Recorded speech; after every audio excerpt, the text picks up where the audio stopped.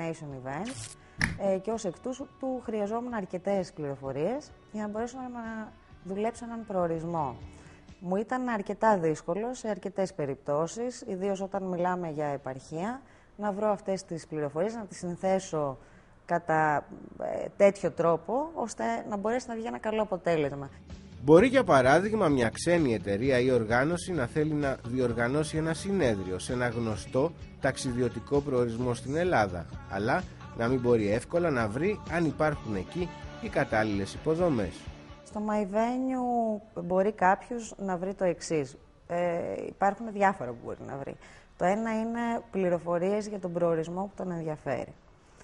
Το άλλο είναι πληροφορίες σε σχέση με το ποιοι χώροι υπάρχουν στον συγκεκριμένο προορισμό και επίσης κάποιους συνδυασμούς που θα μπορούσε πιθανόν να κάνει. Ακούγεται ίσως εύκολο, αλλά μιλάμε για ένα συνδυασμό πληροφοριών που μπορεί να αποφέρει σημαντικό κέρδος χρόνου για ένα διοργανωτή. Όταν χάνεις χρόνο για να βρεις αυτό που χρειάζεσαι, πέρα από το ότι δεν είσαι τόσο αποτελεσματικός, δεν είσαι και τόσο δημιουργικός. Δηλαδή η ιδέα αρχίζει να χάνει λίγο το χρώμα της και μπαίνει στη μέση αγωνία. Θα τα βρω αυτά που θέλω τη στιγμή που τα χρειάζομαι.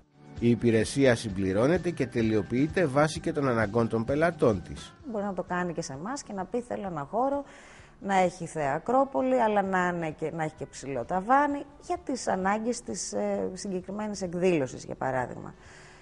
Εμείς θα τον βρούμε και σε αυτό το επίπεδο η υπηρεσία είναι δωρεάν. Η μέχρι τώρα ανταπόκριση για τη νέα αυτή υπηρεσία δείχνει ότι πράγματι υπήρχε το σχετικό κενό. Το κενό που πάει να καλύψει είναι μια φοβερή έλλειψη σε πληροφορίες διαθέσιμες. Είναι επίσης η έλλειψη της αντίληψης του πόσα πράγματα μπορεί να κάνει κανείς στον τόπο μας.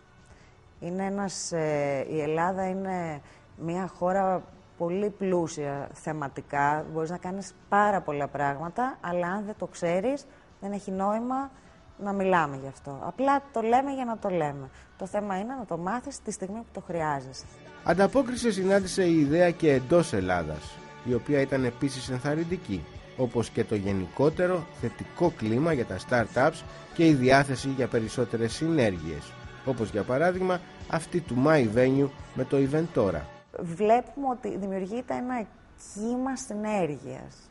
Δεν είμαστε μόνο εμείς που επιλέξαμε, για παράδειγμα, την Eventora. Είναι όλοι κοιτάζουμε πώς θα συνεργαστούμε μακριά από την κρίση, δηλαδή ζώντας μες στην κρίση, αλλά οραματίζοντας για το μέλλον έξω από αυτήν, όσο μπορεί κανείς να το κάνει.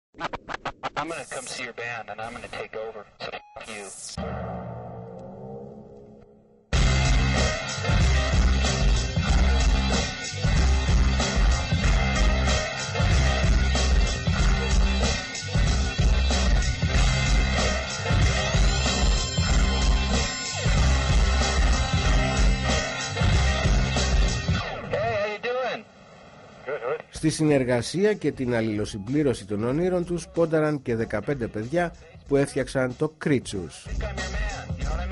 Είμαστε μια εταιρεία ανάπτυξης εφαρμογών και τηλεοπτικών παραγωγών. Η ναυαρχίδα μας είναι μια τεχνολογία η οποία δεν υπάρχει αυτή τη στιγμή στη χώρα μας και αν υπάρχει σε εμβρυακό στάδιο. Είναι η επαυξημένη πραγματικότητα. Εκεί δίνουμε το βάρος μας, όμως πέρα από αυτό στοχεύουμε στην τηλεόραση και στον κινηματογράφο. Βέβαια είναι αρκετά μακροπρόθεσμο. Η ομάδα που διατηρεί επίσης ένα ιντερνετικό ραδιόφωνο και σκέφτεται να μπει και στο χώρο της ιντερνετικής τηλεόρασης, αντιμετώπισε και αυτή στα πρώτα βήματά της το τέρας της γραφειοκρατίας. Η αλήθεια είναι ότι το τέρας της γραφειοκρατίας στην Ελλάδα κάποιες στιγμές μοιάζει ανίκητο. Σκεφτείτε ότι όταν εμείς ξεκινήσαμε για να συστήσουμε αυτή την εταιρεία, πριν από περίπου 1,5 χρόνο, κάναμε περίπου 2 με 2,5 μήνες για να γίνει η σύσταση μιας ομόρυθμης εταιρείας. Πράγμα το οποίο ήταν πολύ ψυχοφθόρο και για κάποιον νέο, ο οποίος θέλει να επιχειρήσει και έχει όρεξη να επιχειρήσει, είναι πάρα πολύ δύσκολο. Είναι δύσκολο να αντιμετωπίσει τη γραφειοκρατία. Σήμερα πάντως τα πράγματα δείχνουν να έχουν μπει σε έναν δρόμο, χάρη στο πείσμα των νέων αυτών ανθρώπων που δεν τα παράτησαν στην πρώτη δυσκολία. Όλοι γνωρίζουμε ότι το τοπίο είναι θολό, ότι οι συνθήκες στην αγορά είναι πάρα πολύ δύσκολες. Όμως έχουμε καταφέρει να βγάζουμε τα έξοδά μας, δίνουμε καθημερινή μάχη γι' αυτό και από εκεί και πέρα φροντίζουμε ό,τι χτίζουμε να το χτίζουμε σε στέρεα θεμέλια. Που σημαίνει ότι δεν είναι αυτός σκοπός το κέρδος, είναι αυτός σκοπός να πατήσουμε γερά στα πόδια μας για να πάμε το βήμα, το παρακάτω βήμα, όταν θα οριμάσουν και οι συνθήκες. Αλλά για να γίνει κάτι τέτοιο, όπως πιστεύει ο Γιώργος Λαουνάρος, χρειάζεται όλοι να δίνουν καθημερινά τη δική τους μάχη. Δεν θέλω να φύγω στο εξωτερικό και παροτρύνω και τους νέους, τους άξιους νέους που υπάρχουν σε αυτή τη χώρα να μείνουν εδώ, να αγωνιστούμε όλοι μαζί, γιατί πρέπει να αγωνιστούμε για το καλό το δικό μας, για το καλό των οικογενειών μας, των φίλων μας και το καλό της χώρας αυτής. Προφανώς η συνένωση δυνάμεων ανθρώπων με φαντασία και όρεξη να δοκιμάσουν κάτι καινούριο, ανατρέποντας παλιές νοοτροπίες, είναι η μόνη ελπίδα απέναντι στις δυνάμεις της αδράνειας. Quiet, please.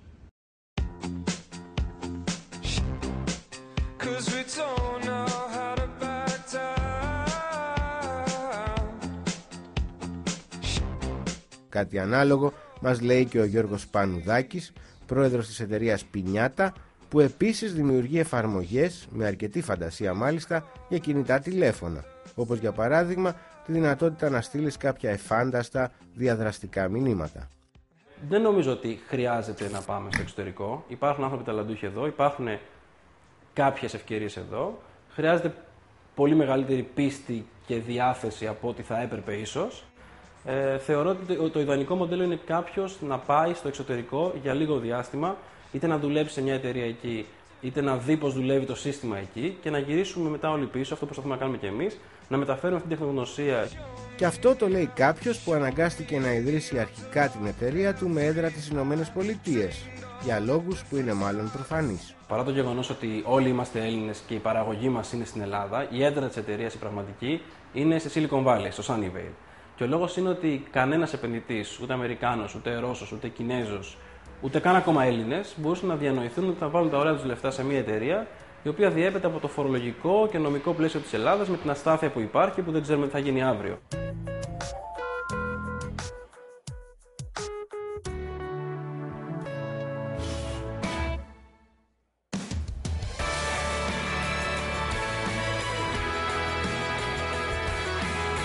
Η πίεση πάντως που δημιουργείται από τη γέννηση πολλών ελληνικών startups έχει βελτιώσει το νομικό πλαίσιο.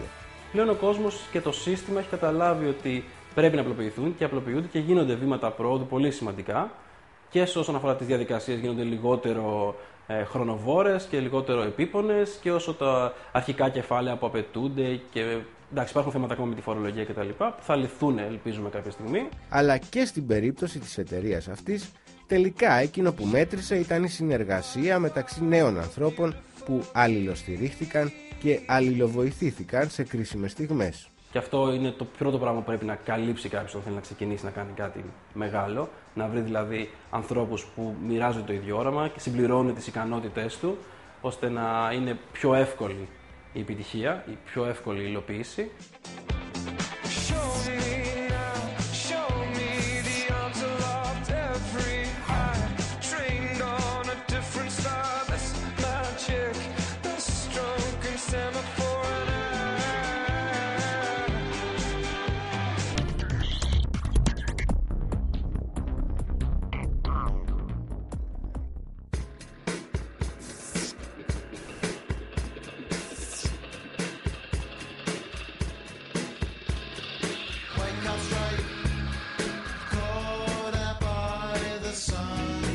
Αυτό που ξεχνάνε καμιά φορά οι λάτρες της τεχνολογίας είναι ότι θα πρέπει αυτή να μπορεί να προσαρμόζεται στις ανάγκες μας και όχι εμείς τις δικές της.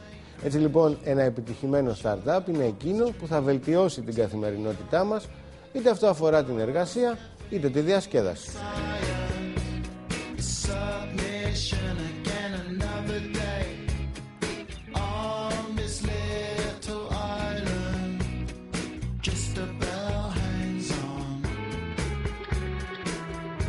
Αυτό ακούγεται μεν απλό, αλλά δεν είναι.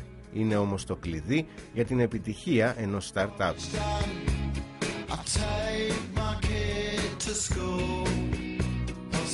Ο Φάνης Κουτουβέλης φιλοδοξεί να κάνει ευκολότερη τη ζωή των ιδιοκτητών περιπτέρων και mini market με την εφαρμογή iKiosk.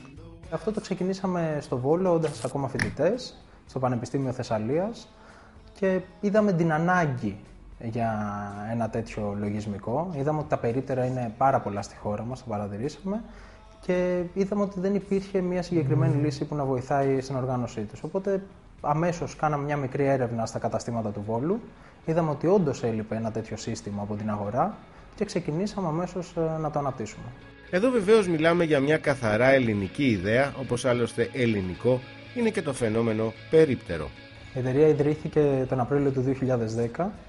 Η ιδέα δεν προέκυψε από κάπου το εξωτερικό. Η ιδιαιτερότητα της ιδέας είναι ότι παίρνεις ένα γενικό ERP και το δημιουργείς εξ αρχής σύμφωνα με τις ανάγκες μιας συγκεκριμένης αγοράς. Οπότε, επειδή και τα περίπτερα είναι κυρίως ελληνικό στοιχείο, εμείς δημιουργήσαμε κάτι ακριβώς για τις ανάγκες αυτών των ανθρώπων και των καταστημάτων. Και οι ανάγκες αυτών των ανθρώπων για μηχανογράφηση είναι συχνά πολύ μεγαλύτερες από όσο δείχνει η πρώτη ματιά. Σκεφτείτε αυτά τα τόσο μικρά μαγαζιά, ότι μπορεί να είναι κάποια μικρά καταστήματα 2 τετραγωνικών μέτρων και να έχουν στα ράφια τους 2.500-3.000 διαφορετικά προϊόντα με διαφορετικές τιμές. Να έχουν ταυτόχρονα 10 παραλαβές παραγγελιών κάθε μέρα και να εξυπηρετούν περίπου 1.000 πελάτες τη μέρα. Οπότε, ίσως είναι τα πρώτα καταστήματα που θα χρειαζόντουσαν μηχανογράφηση.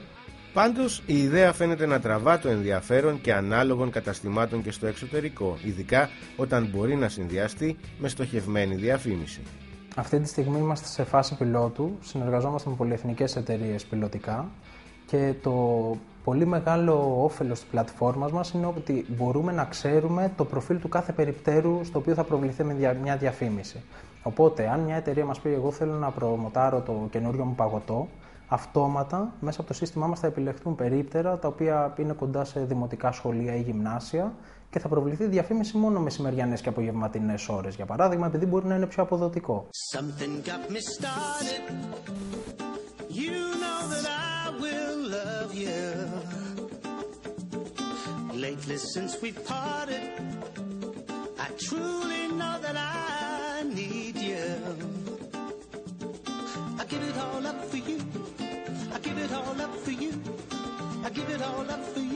Στοχευμένη και πολύ συγκεκριμένη ήταν και η ιδέα που γέννησε το εκοκτήμα. Η ιδέα ήταν ότι τα παιδιά και οι ενήλικες και όλοι μας αγαπάμε πάρα πολύ τις νέες τεχνολογίες, αγαπάμε πάρα πολύ τις φορητές συσκευές, αγαπάμε πάρα πολύ όλο αυτόν τον μαγικό κόσμο, αλλά έχουμε ανάγκη τη φυσική επαφή και το φυσικό περιβάλλον και την πραγματικότητα. Άρα η φιλοσοφία είναι ότι προσπαθούμε να εντάξουμε τις νέες τεχνολογίες με τέτοιο τρόπο στη φυσική διαδικασία, ώστε αυτό να γίνει γόνιμο, δημιουργικό και να είναι πολύ κοντά στη φύση. Το να χρησιμοποιείς τις νέες τεχνολογίες για να μπορέσεις να βρεις παράλληλα τη χαμένη σου σχέση με τη φύση αποτελεί ίσως μια από τις πιο μεγάλες προκλήσεις που θα μπορούσε να θέσει κανείς στον εαυτό του. Ένας ιδιώτης ή ένα σχολείο μπορεί να έρθει και να υιοθετήσει το δικό του περιβόλι, να το καλλιεργήσει, παράλληλα να το βλέπει με ψηφιακή κάμερα, να παίζει ψηφιακά παιχνίδια, να έρχεται να καλλιεργεί, να παίζει παιχνίδια στο χώρο με ψηφιακά μέσα και φορητές συσκευές, και αυτό με στόχο να έρθουμε όλοι πιο κοντά στο φυσικό τρόπο ζωής, αλλά σε καμία περίπτωση ως folklore ή παράδοση. Το συγκεκριμένο startup εστιάζει και στους τομείς της έρευνας, αλλά και της εκπαιδευτικής δραστηριότητας με αποδέκτες παιδιά σχολείων. Η μεγάλη του διαφορά με άλλα ήταν ότι εδώ δεν μιλάμε απλά για επενδύσεις σε μια άειλη ιδέα. Συνήθως τα startups δεν έχουν πολύ μεγάλη επένδυση σε πραγματική κατάσταση, σε πραγματικούς χώρους. Εμείς λοιπόν καταφέραμε με τους πόρους που είχαμε να δημιουργήσουμε ένα μεγάλο κομμάτι του κτήματος, αλλά όχι όλο. Δεν πιστεύαμε από την αρχή ότι θα καταφέρναμε να υιοθετούνταν όλα τα περιβόλια που έχουμε κατασκευάσει και τα οποία είναι περίπου 17. Το ότι έχεις να κάνεις με τη γη μπορεί προφανώς να πολλαπλασιάσει τα γραφειοκρατικά προβλήματα. τα οποία πάντως οι ιδρυτές του εκοκτήμα αντιμετωπίζουν με χιούμορ. Όταν το περιγράφεις βέβαια είναι πάρα πολύ αστείο, γιατί το κτήμα είναι στα όρια νομού Αττικής και Βιωτίας. Κάποτε ήταν Αττική, κάποτε ήταν Βιωτία, μετά ξαναέγινε Αττική, μετά ξαναέγινε Βιωτία. Τέλος πάντων τα τελευταία χρόνια είναι Βιωτία. Αλλά επειδή κάποτε ήταν Αττική, οι κρατικές υπηρεσίες που πρέπει να απευθυνθείς για να πάρεις, ας πούμε, μια πολύ απλή έγκριση, μπορεί να είναι στην Ελευσίνα, στα Βίλια, στη Θήβα, στη Λιβαδιά και κάποια στιγμή και στη Χαλκίδα. Στο εκοκτήμα μπορείς λοιπόν να νοικιάσεις το δικό σου περιβόλι, να το παρακολουθείς ψηφιακά και να το περιποιείσαι και προσωπικά αν θέλεις, διασφαλίζοντας φρέσκα λαχανικά για προσωπική κατανάλωση. Η κρίση στην Ελλάδα, που κατά την προσωπική μου άποψη δεν είναι τόσο οικονομική όσο ηθική, δεν μας έχει δυσκολέψει, μας έχει διευκολύνει. Όχι τόσο γιατί οι άνθρωποι αναζητούν εδώ την ευκαιρία να μπορέσουν να πάρουν βιολογικά προϊόντα σε χαμηλότερη τιμή, κυρίως όμως γιατί έχουν αποφασίσει ότι πρέπει να επιστρέψουν στη φύση και να την δούμε με άλλα μάτια και με άλλον τρόπο. Το παλιό σύνθημα «Επιστροφή στη φύση» αποκτά έτσι ένα πολύ συγκεκριμένο και πρακτικό περιεχόμενο.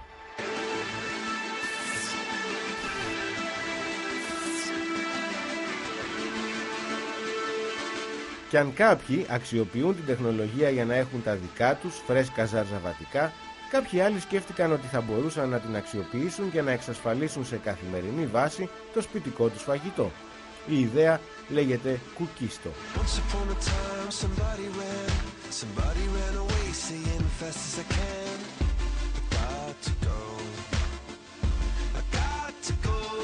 Ουσιαστικά εμείς είμαστε μια πλατφόρμα διασύνδεσης ανθρώπων. Συνδέουμε ανθρώπους που μαγειρεύουν από το σπίτι με κάποιον άλλον σαν και εμένα, ας πούμε, που δεν μαγειρεύει ποτέ και αναζητά σπιτικό φαγητό.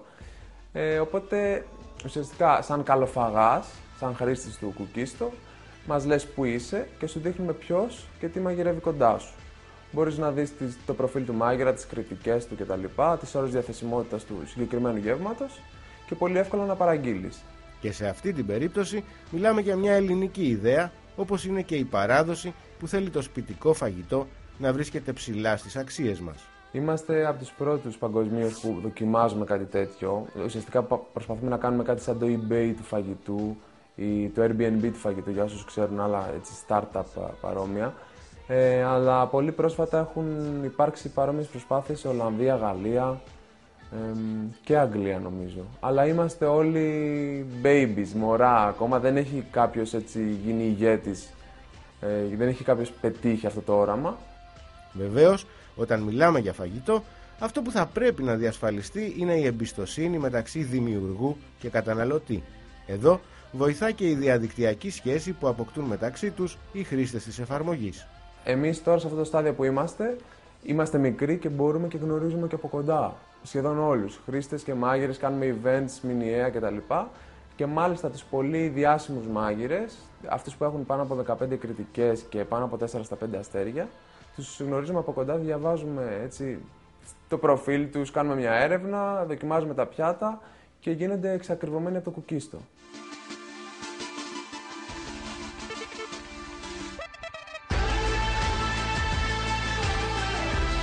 Κάτι που μας επιβεβαιώνει και ένας από τους χιλιάδες καλοφαγάδες, όπως αποκαλούνται οι χρήστες. Σίγουρα είναι και το κόστος, που είναι πάρα πολύ χαμηλή η τιμή. Τρως σπιτικό φαγητό, υγιεινό δηλαδή. Γενικά πάρα πολύ ευχαριστημένος. Είναι σαν να μαγειρεύει η μαμά σου. Από κάτω από κάθε μάγειρα έχεις τις κριτικές, διαβάζεις σε ποιον πας να φας. Οπότε ξέρεις ποιος είναι αυτός, με ποιον έχεις να κάνεις.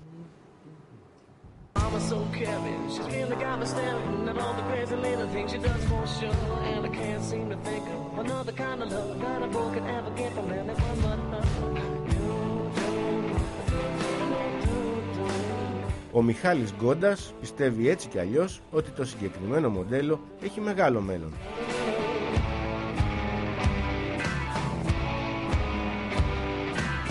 Σίγουρα υπάρχουν πολλοί άνθρωποι που είναι καχύποπτοι, που δεν είναι εξοικειωμένοι με αυτά τα μοντέλα, αλλά εγώ πιστεύω ξεκάθαρα ότι αυτό είναι το μέλλον. Ότι πλέον οι άνθρωποι θα επικοινωνούν μεταξύ τους χωρίς μεσάζοντες για το οτιδήποτε. Υπάρχουν, ας πούμε, εταιρείες στην Αμερική, μπορείς να νοικιάσεις το αυτοκίνητο του γείτονά σου, μπορείς να μείνεις στο σπίτι ενός ξένου. Οτιδήποτε μπορείτε να φανταστείτε.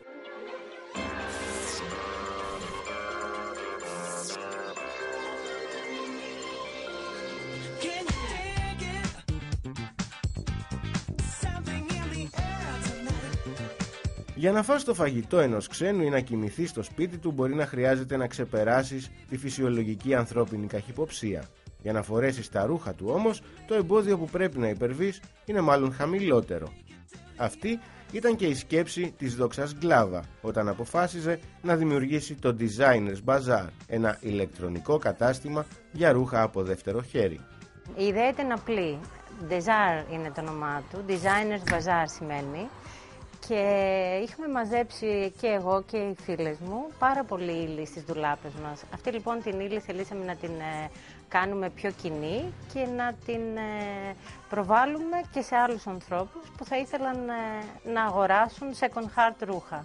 Η αγορά μεταχειρισμένων ρούχων δεν ήταν ιδιαίτερα ψηλά στις προτιμήσεις του Έλληνα, αλλά με την κρίση φαίνεται να υπάρχει και εδώ μια μεταστροφή. Δεν θα χρησιμοποιήσω το παινία τέχνης κατεργάζεται, αλλά δημιουργήθηκε ακριβώς από την ανάγκη του να κάνουμε πράγματα ενδεχομένως εναλλακτικά και να προσαρμοστούμε στην κατάσταση των καιρών. Αυτό ήταν λίγο πιο απλό, τόσο για μένα όσο και για τις φίλες μου, και αυτή τη στιγμή στο Desire έχουμε 180 περίπου providers και συνεργάτες. Γιατί με τους ανθρώπους που μας φέρουν τα ρούχα εδώ συνεργαζόμαστε σε μία βάση σχεδόν εβδομαδιαία. Η ιδέα πάντως προχωράει καλά παρά τις δυσκολίες που έτσι κι αλλιώς έχει κάθε startup. Χρειάζεται πάρα πολύ προσωπική δουλειά εδώ, γιατί φανταστείτε ότι κάθε ένα κομμάτι είναι μοναδικό. Δεν υπάρχει δεύτερο για να πεις ότι υπάρχει ο ίδιος κωδικός. Άρα αυτό σε 2.500 ρούχα εδώ είναι πολύ μεγάλος άθλος. Το Desire έχει επεκτείνει πάντως τις δραστηριότητές του και σε άλλους τομείς. Ο δεύτερος άξονας που κινείται το Desire είναι αυτό που ονομάζουμε εμείς Desire Prototypes. Είναι στην ουσία αντικείμενα και αξεσουάρ σε σχεδιασμό μικρής κλίμακας από designers, όπου εδώ μπορούν να πωλούνται σε πολύ χαμηλές τιμές. Δίνουμε λοιπόν έτσι ένα βήμα σε νέους καλλιτέχνες designers κυρίως να προβάλλουν τη δουλειά τους.